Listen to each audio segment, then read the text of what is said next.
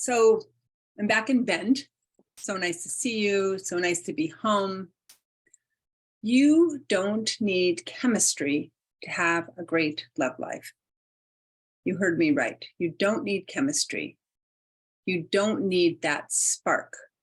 You don't need that rush, that feeling that you see and feel and look at and sense when you look at the media, when you look at movies, when you watch the amazing sex scenes that they create there, and that maybe you've heard about and thought about and even wanted for your whole life, that whole fairy tale of what it's supposed to be like when you have a great love life. You don't need chemistry for that. Now, hear me out.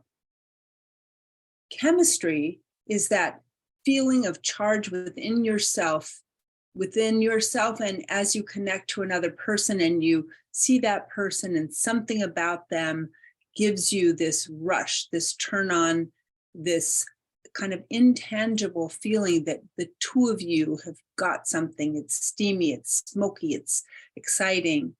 And we in our culture rely on this sense of chemistry to fuel the story about our love lives, about sex, about intimacy, about turn on.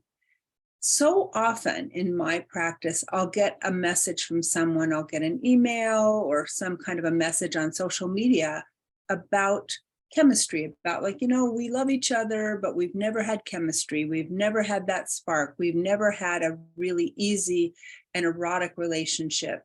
So you talk, Dr. Jane, a lot about kind of getting back to the honeymoon stage. And we never really had that thing. So how can we now go forward and have a relationship sexually, intimately, that we both really enjoy when we've never had that hot spark, erotic chemistry in the first place? Like, how do we do that? And is it even possible?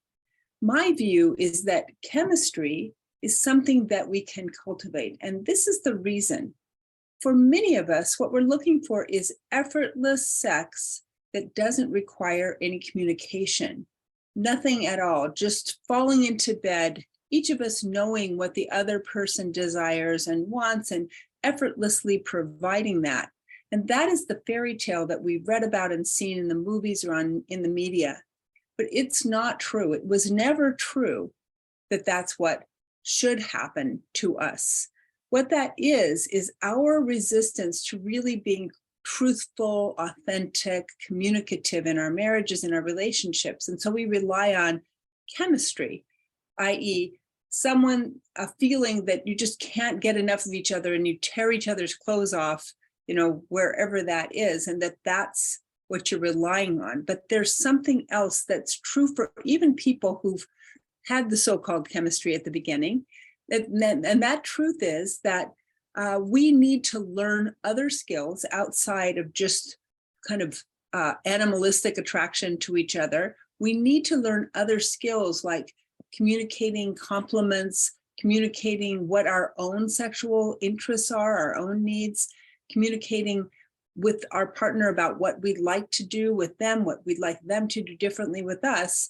So chemistry is a fun thing to watch in the movies. It's fun to see the spark between, Hugh Grant and Julia Roberts in Notting Hill, but it's not something that you need to have a great love life. In fact, you can create between the two of you something that might look like chemistry from the outside, but is really a series of skills or types of things that you're doing using skills that are things that you can learn, that you and your partner can discover about each other and can use in your relationship to create the beautiful, connected sexual intimacy that you really want, that emotional and physical connection that the two of you really want and that will really change your relationship. If this is something that you're looking for, I'd love it if you reach out to me in a virtual coffee chat, or if you just jump on the quickie and we'll get this started right away. But you don't need chemistry to have an amazing love life. What you need are skills. and understanding of each other, and an ability to talk with each other, and an ability to understand your own special, beautiful self. I hope you have an amazing day. I'll see you next week.